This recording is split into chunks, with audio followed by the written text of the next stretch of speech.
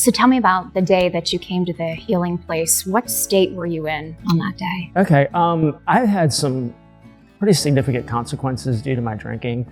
I had 4 DUIs. It really burned a lot of bridges. My family they were pretty much done with me at that point. Tried some short-term recovery programs that didn't seem to work out for me. And I was at a point that I just needed to make a huge change in my life.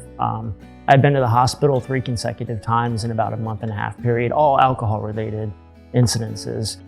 When I left the hospital after that 3rd time, I had a choice: either start getting my life back together or go to the liquor store. And I went straight to the liquor store. Holed myself up in my apartment for about 4 days, just drinking around the clock, not eating. And a friend of mine that I knew in AA came by to check on me, and she saw the state I was in, and she just said, I'm tired of watching you kill yourself.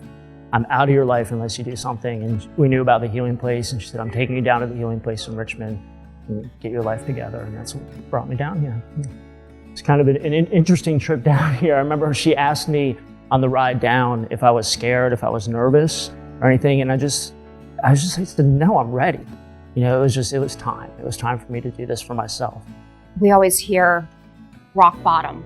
Was that rock bottom? What did that feel like for you? That absolutely was rock bottom. I had nowhere to go. I had exhausted every option in life. And although I never really planned out a suicide or wanted to kill myself, every night when I went to bed, I prayed that I would not wake up in the morning. I was asking God to take me out of this world. And thankfully, that didn't happen. Tell us about those early days getting involved in this program. We're not talking about medicated assistance. We are talking about accountability, resilience, workforce development. How did that make you into the David you are today? Well, the healing place, the first thing it did is it offered me a safe haven. It really was a sanctuary, a refuge, if you will. It was able to get me out of the stressors of daily life. How am I going to pay these bills? How am I going to make ends meet? Where am I going to find the next drink? All those things that I was dealing with in life. All my security needs were taken care of. I had shelter, I had food, laundry, shower, running water, everything I really needed to survive. And so I didn't have anything else to worry about. I could just focus on my recovery. And hope for the future. You have some very exciting plans coming up. Today, I am leaving to go up to Winchester to finish my degree at Shenandoah University.